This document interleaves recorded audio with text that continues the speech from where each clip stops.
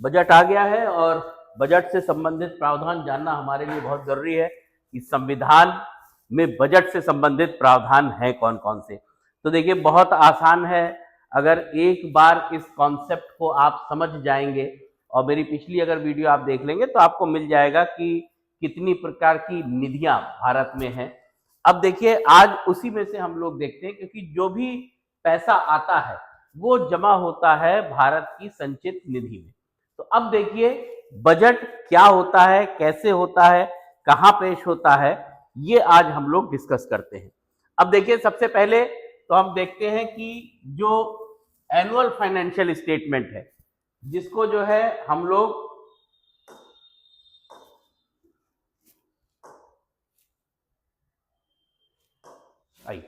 तो यहां पे वार्षिक वित्तीय विवरण, ये वार्षिक वित्तीय विवरण आपको अनुच्छेद 112 में मिलेगा।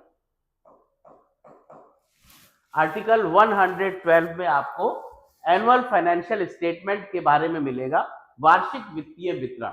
अब देखिए इसको ले डाउन कौन करेगा, तो हम लोग देखते हैं फाइनेंस मिनिस्टर ले डाउन करते हैं, लेकिन 112 में लिखा गया है कि उसको ले डाउन करवाएगा कौन, कौन उसको जो है वहां पे पेश करवाएगा, तो राष्ट्रपति। याद रखिएगा, राष्ट्रपति उसको जो है पेश करवाएगा। और कब करवाएगा, हर वर्ष।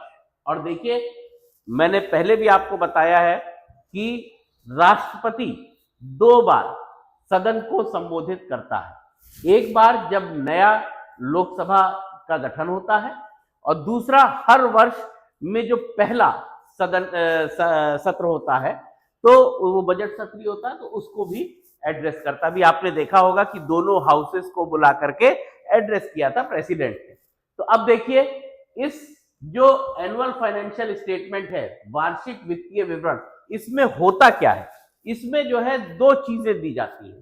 पहली चीज कि जो भी आपके प्राप्तियां हैं, जितनी भी आपकी प्राक्कलित प्राप्तियां हैं, एस्टिमेटेड रिसीव, जो भी आपके पास में आना है, आपके पास मतलब सरकार के पास, और साथ ही साथ जो भी उसमें से व्यय होना है, दोनों चीजों का विवरण उसमें रहता है। पहला हो गया क्या क्या आना है, कहां कहां से आएगा, और दूसरा हो गया प्राक्कलित जो खर्चे आपके होंगे। अब देखिए दोनों जो है कहां से निकलने हैं, दोनों आने हैं, पैसा कहां पे आएगा, कंसोलिडेटेड फंड ऑफ इंडिया में, है ना, भारत की संचित निधि में। और कहां से खर्च होगा, भाई पैसा वहां पे आएगा, आपका बैंक का खाता है, पैसा आपका अगर वहां पे आता है तो नेचुरल सी चीज है, आप उसी बैंक के खाते में से निकाल के अपने खर्चे करेंगे। तो देखिए बहुत आसानी से समझिएगा, 1 2 3 4 स्टेप में पूरा क्लियर हो जाएगा बजट आपको। अब देखिए यहाँ पे एनुअल फाइनेंशियल स्टेटमेंट, बजट की बात हुई। अब यहाँ पे ये 2 चीजों को शामिल कर रहा है। क्या क्या चीजें, पहला तो प्राक्कलित, जितने एक्सपेक्टेड आपके पैसे आने हैं, दूसरा जो खर्चा होना। अब देखिए उसके बाद जो है ये जो रिसिप्ट है, ये आने वाली बात तो अलग हो गई। अब देखिए खर्चे का ही पूरा विवरण आना है बजट में। कैसे, यहाँ पे जो एक्सपेंडिचर है, जो आपका व्यय है, उसको जो है 2 भाग में बांटा गया है। पहला तो वो व्यय है जो कि फिक्स है, जिसमें कोई चेंज नहीं हो सकता है, जो कि आप ये कह लीजिए कि आपका जो भारत की संचित निधि है उस पे भारित व्यय है। आपके भारत संचित निधि पर जो फिक्स एक्सपेंडिचर है, जो चार्ज है आपके कंसोलिडेटेड फंड ऑफ इंडिया पे, तो पहला तो वो जिस चार्ज है, और दूसरा वो जो आप खर्चे प्रपोज कर रहे हैं डेवलपमेंट कार्य के लिए। तो ये जो पहला वाला जो है कि इसमें क्या क्या शामिल है, ये प्रश्न आपके दिमाग में जरूर आना चाहिए कि भाई ये जो हमारे भारत की संचित निधि पर जो भारित व्यय है उसमें शामिल क्या क्या है। देखिए वहीं पर दिया गया हुआ है, यहां पे देखिए आपको मिल जाएगा। पहला क्या, प्रेसिडेंट और उसके ऑफिस, जो राष्ट्रपति है और उनके ऑफिस के जितने भी खर्चे हो गए उनकी सैलरी होगी। उसके बाद देखिए राष्ट्रपति के बाद जो सैलरी और अलाउंस, जो किस किस का, एक तो जो चेयरमैन, जो उपराष्ट्रपति है, वो राज्यसभा का सभापति भी होता है। अब देखिए, डिप्टी चेयरमैन, राज्यसभा के चेयरमैन और डिप्टी चेयरमैन दोनों के सैलरी अलाउंस हो गए, और लोकसभा के स्पीकर और डिप्टी स्पीकर के सारे खर्चे और अलाउंस हो गए और उनकी सैलरी हो गई। तो पहला हो गया राष्ट्रपति के सारे सैलरी और खर्चे, दूसरा सैलरी और खर्चे किसके, चेयरमैन, राज्यसभा के दोनों चेयरमैन और वाइस चेयरमैन, और लोकसभा के स्पीकर और डिप्टी स्पीकर के। उसके बाद देखिए, जो भी ऋण भारत सरकार के ऊपर है वो भी इसी पर चार्ज होता है। और साथ ही साथ देखिए, यहाँ पे जो सुप्रीम कोर्ट के जज हैं उनका भी जो है सैलरी अलाउंस और पेंशन, यहाँ पे ध्यान दीजिएगा, पेंशन, सैलरी अलाउंस और पेंशन सब कहां से जाएगा, वो कंसोलिडेटेड फंड ऑफ इंडिया पे भारित व्यय, ये भार उस पे लगा हुआ है। अब इस पे जो है अभी हम आगे डिस्कस करते हैं कि जब पेश होगा तो क्या होगा। तो पहले ये जान लें कि कौन कौन से ऐसे खर्चे हैं जो भारित व्यय है। अब देखिए अगला क्या है, पेंशन, किसको, हाई कोर्ट के जज को। देखिए ध्यान दीजिएगा, यहां पे सुप्रीम कोर्ट के जज की सैलरी और पेंशन अलाउंस सब कंसोलिडेटेड फंड ऑफ इंडिया यानी भारत की संचित निधि पर जाएगा, लेकिन हाई कोर्ट के जज की केवल पेंशन वो भारत की संचित निधि से पे भारित होगी। तो ध्यान दीजिएगा कि चार्ज कौन सी होगी, हाई कोर्ट के जजेस की केवल पेंशन और सुप्रीम कोर्ट के जजेस की सैलरी अलाउंस और पेंशन। ऐसा क्यों है अभी हम लोग आगे डिस्कस करेंगे। उसके बाद देखिए नेक्स्ट है सैलरी अलाउंस और पेंशन, किसका, सीएजी का, जो महालेखा नियंत्रक हैं उनका, CAG, controller and auditor general, और इनका भी जो सैलरी पेंशन है वो भारित व्यय है जो कि उस पर भार के स्वरूप है। उसके बाद देखिए जो भी जजमेंट डिग्री को सेटिस्फाई करने के लिए जो भी पैसा लगेगा वो भी उस पर भार है, और अन्य कोई भी व्यय जो कि आपकी संसद डिसाइड कर दे। तो इतनी चीजें जो हैं वो भारित व्यय में आती हैं। अब जानना क्यों जरूरी था, मैंने आपको ये क्यों बताया, वो इसलिए बताया क्योंकि जब ये जो आपका व्यय का प्राक्कलन है, जब दो चीजें शामिल करता है, पहली चीज तो जो बजट है वो पेश किया जाता है, दो चीजें शामिल करता है, एक तो आय, दूसरा व्यय। व्यय में दो भाग होते हैं, एक वो व्यय जो कि भारत की संचित निधि पर चार्ज है, भारित है, और दूसरा वो जो कि अन्य आने वाले खर्चों के बारे में रहता है, बाकी खर्चे जो रहते हैं, जिसमें जैसे बात होती है कि सरकार ने जैसे अभी 59 लाख करोड़ का बजट पेश किया, तो रेलवे को कितना दिया, डिफेंस सेक्टर को कितना दिया, इंटेलिजेंस सेक्टर को कितना दिया, तो अलग अलग उसके रहते हैं। तो वो खर्चे जो प्रपोज्ड होते हैं, जो होने वाले रहते हैं, वो तो दो पार्ट में एक्सपेंडिचर का रहता है, व्यय को दो पार्ट में कर देना रहता है। ये जो है ये चार्ज होता है। तो चार्ज ये सब हमने देख लिया कि जिसपे क्या होगा कि जब ये पेश होगा, 113 में दिया गया है कि जब ये पेश किया जाएगा संसद में, तो जो भारित व्यय है, ये जो भारित व्यय है, इस पे वोटिंग नहीं हो सकती, डिस्कशन हो सकता है, उस पे चर्चा हो सकती है, लेकिन वोटिंग नहीं होगी। ये ध्यान दीजिएगा कि जो व्यय है वो दो भाग में है, एक वो जो भारित है यानी कि चार्ज है कंसोलिडेटेड फंड ऑफ इंडिया पे, उस पे जब वो पेश होगा तो चर्चा हो सकती है, वोटिंग नहीं होगी। और दूसरा जो व्यय है, जो अन्य खर्चों को, अन्य व्यय के लिए जो पैसा निकालना है, उस पे क्या है, वो कैसे सबमिट किया जाएगा, वो सबमिट किया जाएगा demand, form of demand of grant. यहां पे अनुदान की मांग, इसको ध्यान रखिएगा, अनुदान की मांग के रूप में, अनुदान की मांग के रूप में ये पेश किया जाएगा। तो जो प्रपोज खर्चा है, जो सेकंड वाला जो हमने डिस्कस किया, वो अनुदान के मांग के रूप में या डिमांड फॉर ग्रांट के रूप में पेश किया जाएगा। अब इस पे क्या है, इस पे बहस भी होगी। आप लोगों ने देखा होगा संसद चल रही थी, वहां पे क्या होगा, बहस भी होगी, और लोकसभा उन खर्चों पे अपना मोहर भी लगा सकती है और रिफ्यूज भी कर सकती है, ध्यान दीजिएगा।